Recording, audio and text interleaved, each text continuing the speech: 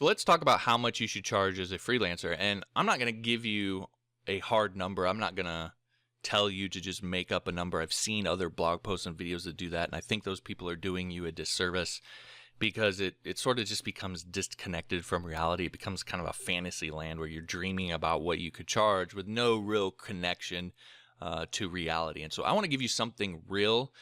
And the reality of it is I can't just give you a number. I can give you a process to help you figure it out.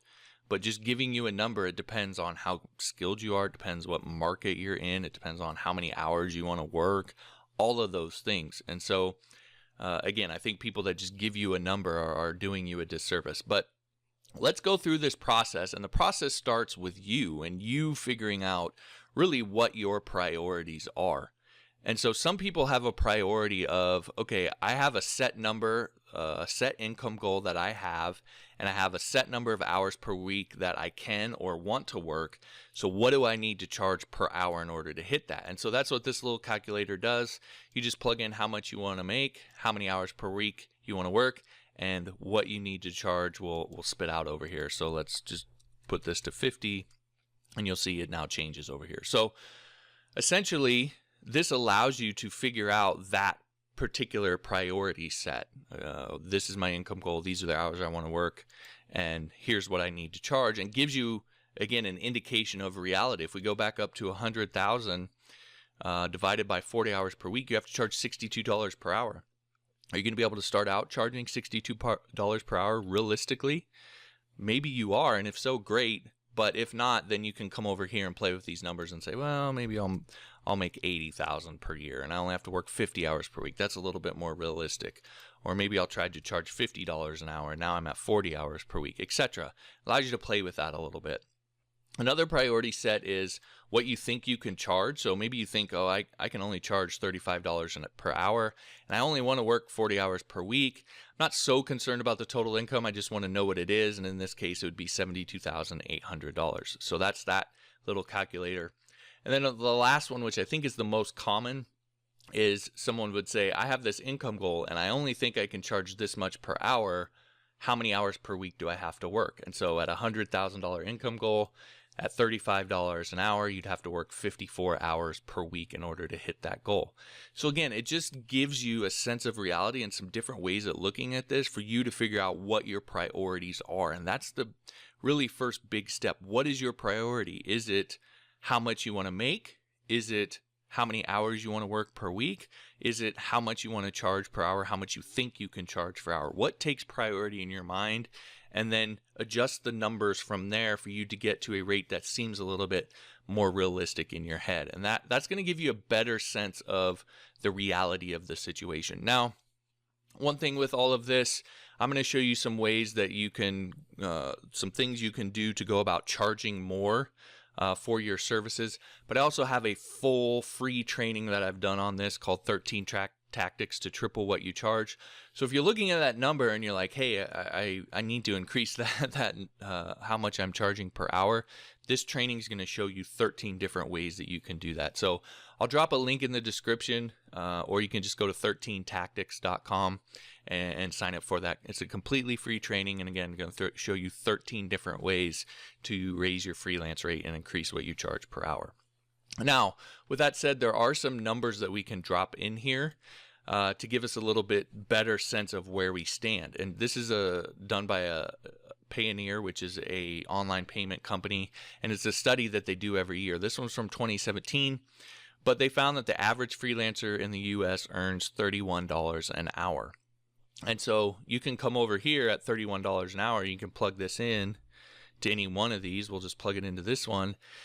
If I'm charging $31 an hour, which is the average rate for a freelancer, and I'm working 40 hours per week, I can expect to make $64,480. Well, that's a real number. That's an average. You know, you probably feel like you could at least hit the average, and so $64,000 is not nothing, and so that's a decent amount of income in a year. So that gives you a real sense of what you can make. Now, they break it down further by industry. So if you're in IT and programming, you can see here, well, the average hourly rate is $49 an hour, and the average hours worked per week is 37. So let me come back over here and I can put in 49 per hour and 37 per week. Well, that's $94,276. So if you want to make a six-figure income, if you're a developer, I mean, you're already close just based off of the averages. Okay, so that's a real number. That's something that you can really sort of sink your teeth into. It's not just making up a number. And of course, they have for design and multimedia, writing and translation, sales and marketing. They have a whole bunch of them down here that you can see. I'll link to this article in the description as well. But it gives you some real numbers that you can work with that help you to see where you land in terms of what you can make. The final piece here then is figuring out, okay, where do I fall? Am I average? Am I above average? Am I below average? How realistic are these numbers for me? And so there's a couple things to look at. I wrote a blog post on this the other day, but there's really three things for you to look at when it comes to assessing your ability to earn that average rate, more or less than that average rate. And so one is understanding the industry rate. We kind of have a sense of that already because we looked at those numbers. Understanding your competition, and then figuring out if there's any way to differentiate yourself. So the thing to know about the market rate is that the market rate is based on all of the people that are competing in that particular space. We have the average, but it's important for you to look at your particular market and your particular niche and figure out what is kind of the standard average market rate for what I do, and understand that creates the context for your rate. So if everybody else is charging $50 an hour and you come in charging $70 an hour, and you're offering the exact same service, delivering the exact same deliverable, have a very similar talent level, it's going to be hard for you to get hired, because when people go online to look for someone that does what you do, they're going to look at multiple people and they're going to see yours and be, why is this person charging so much more than everybody else? And if there's not a good reason why, then they're not going to hire you. So you need to understand that industry rate, that market rate, and understand that it creates the context for what you charge. And then that leads into the second thing, which is this competition piece. So now you need to look at, okay, what is it that other people are delivering and how skilled are they? In fact, there's several different things I talk about here that you can look at. Look at their portfolio. So that gives you an idea of how talented they are. Are you as talented? Do you have similar talent to them? Or are they way more talented or way less talented, etc.? So have an idea of how good they are, what they're actually offering, so their services, what it is that they're delivering, what people ultimately get from it.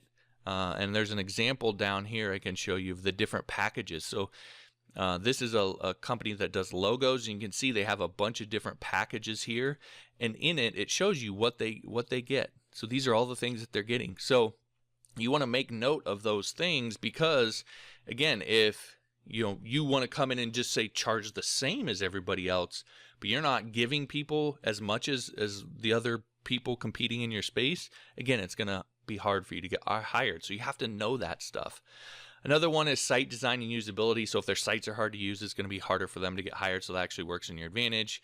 Pricing, if it's available, a lot of places it's not, but that gives you an idea of what they're charging.